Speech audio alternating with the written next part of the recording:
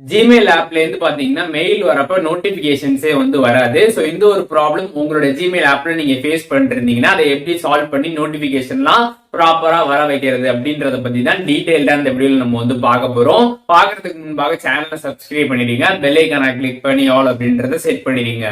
வீடியோக்குள்ள போலாம். மொபைலில் உள்ள செட்டிங்ஸ் ஆப் வந்து ஓப்பன் பண்ணிடுங்க. ஓப்பன் பண்ணிட்டு அங்கே ஆப்ஸ் அப்படின்னு சர்ச் பண்ணிடுங்க. சர்ச் பண்ணதுமே அந்த ஆப்ஷன் வந்துடும். அதை கிளிக் பண்ணதுமே உங்கள் ஃபோனில் இருக்கக்கூடிய எல்லா ஆப்புமே லிஸ்ட் அவுட் ஆகும்.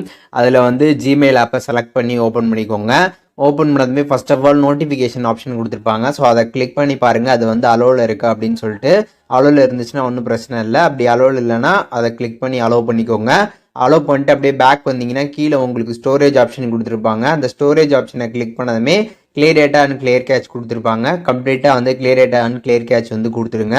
கொடுத்துட்டு உங்களோட ஜிமெயில் ஆப் நீங்கள் வந்து ஓப்பன் பண்ணிடுங்க. ஓப்பன் பண்ணதுமே பார்த்தீங்கன்னா கீழே வந்து காட் இட் ஆப்ஷன் இருக்கும். அதை கிளிக் பண்ணதுமே உங்களோட ஜிமெயில் அக்கௌண்ட் நீங்கள் என்னென்னலாம் லாகின் பண்ணியிருக்கீங்களோ அந்த அக்கௌண்ட்ஸ் எல்லாமே உங்களுக்கு வந்து ஷோ ஆகும்.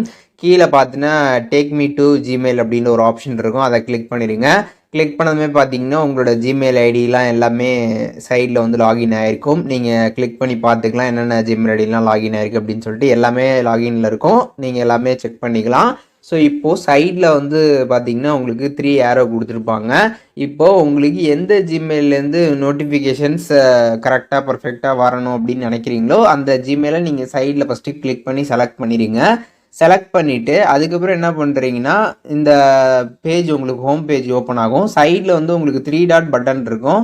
அந்த 3 டாட் பட்டனை கிளிக் பண்ணதுமே பார்த்தீங்கன்னா உங்களுக்கு இந்த மாதிரி ஒரு இன்டர்ஃபேஸ் வந்து ஷோ ஆகும். இதில் கீழே ஸ்க்ரால் பண்ணிங்கன்னா செட்டிங்ஸ் அப்படிங்கிற ஒரு ஆப்ஷன் வந்து கொடுத்துருப்பாங்க. அந்த செட்டிங்ஸ் ஆப்ஷனை கிளிக் பண்ணிடுங்க.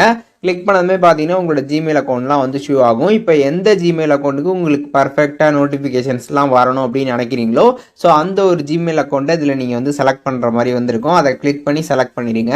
செலக்ட் பண்ணதுமே மேனேஜ் நோட்டிஃபிகேஷன் அப்படின்னு ஒரு ஆப்ஷன் கொடுத்துருப்பாங்க. அந்த ஆப்ஷனை நீங்கள் கிளிக் பண்ணதுமே நோட்டிஃபிகேஷன் ஆப்ஷன் வந்து உள்ளார இருக்கும். அதை கிளிக் பண்ணிட்டு அது வந்து ஆலில் இருக்கா அப்படிங்கிறத வந்து செக் பண்ணிக்கோங்க. அப்படி ஆலில் இருந்துச்சுன்னா ஒன்றும் பிரச்சனை இல்லை. அதுக்கப்புறம் பார்த்தீங்கன்னா கீழே வந்து இன்பாக்ஸ் நோட்டிஃபிகேஷன் அப்படின்ற ஒரு ஆப்ஷன் வந்து கொடுத்துருப்பாங்க. அதை கிளிக் பண்ணிடுங்க. கிளிக் பண்ணதுமே பார்த்தீங்கன்னா நோட்டிஃபை ஃபார் எவ்ரி மெசேஜஸ் அப்படின்ற ஒரு ஆப்ஷன் பார்த்தீங்கன்னா கொடுத்துருப்பாங்க. ஸோ அதை கிளிக் பண்ணி எனபிள் பண்ணிடுங்க.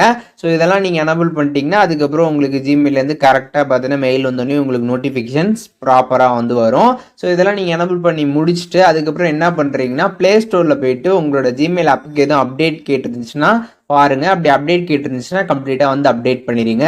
ஜிமெயில் ஆப்ல நோட்டிபிகேஷன் வராம இருக்கக்கூடிய அந்த ஒரு ப்ராப்ளமை எப்படி வந்து சால்வ் பண்ணி நோட்டிபிகேஷனை வர வைக்கிறது அப்படின்றத பத்தி டீடைல்டா தெரிஞ்சிருப்பீங்கன்னு நினைக்கிறேன்.